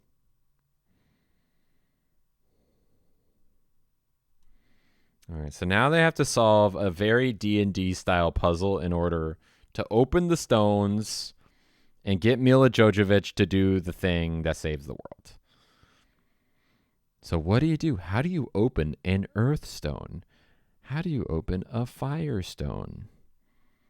I'm curious, for those of you who have not seen this movie, what do you think the answer is to this puzzle? There are 4 stones, earth, wind, air, fire. How do you open them? What are you supposed to do? Is it as obvious as me who's seen this movie thinks it is? It moved. I said, it's never. He blows on the stone. He says, it's never going to work.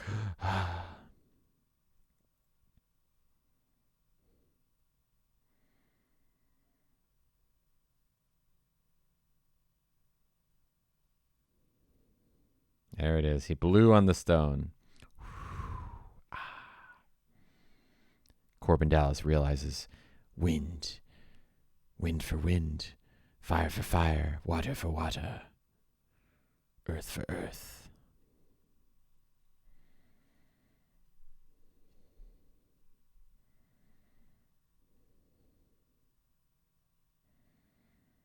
Oh, my dumplings smell so good. They smell so good. All right, they're putting some dirt on top of one of them, putting some sweat on top of another. And then Ruby Rod is, I don't have fire. Anyone have a match?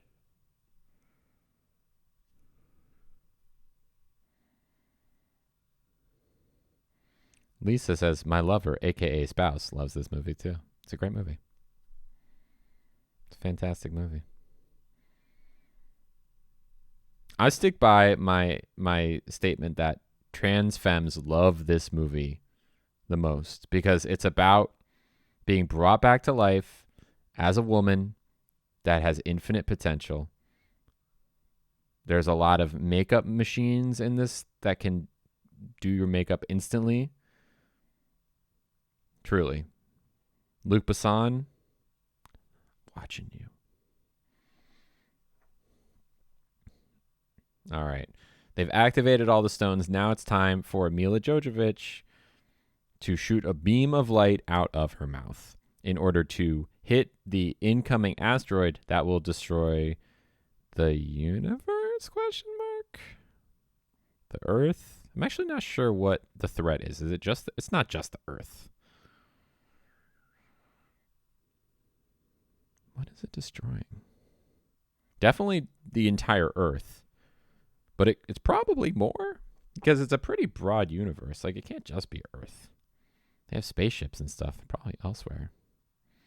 All right. Bruce Willis is telling her, what's worth saving? Love. This is the final moment here. Is it worth it? You have war. Humanity is evil. My spouse asks, so am I trans femme? I don't know. I'm not saying you're definitely trans femme if you like this movie. A lot of people like this movie with good reason. But I am saying that I think a lot of trans femmes in particular like this movie because it does appeal to a lot of trans femme things. You know? Oh, hello, Chell. I can hear you. What'd you say? Like, okay, think about it. This like husk of a person, literally a blown off hand that is dead, gets put in a medical lab with the power of science, is brought back to life as a gorgeous woman who doesn't know much but has a lot of potential. And there's a line where the person's like, oh, he is a she. Yes. And again, there's stuff in this movie where there's like a machine. You put it up to your eyes. It does your makeup for you. It does your nails for you. It's all about that fantasy of just like, hey, you come back to life. You're a husk of a person, but now you have a purpose. You know what I mean? All right. She did the big beam out of her mouth. All the stones are kind of going back into their thing. All right. The day is saved. President is happy, or he's about to be happy. There we go. He's sweating a lot. Of course, Lisa. I mean, look, again, just because you like this movie does not make you a trans femme, but this particular watch through, I got that out of it. Like, oh yeah, this is one of the reasons I might like this so much. Also, Chris Tucker is very gender bendy, very feminine. Like beyond Twinkie.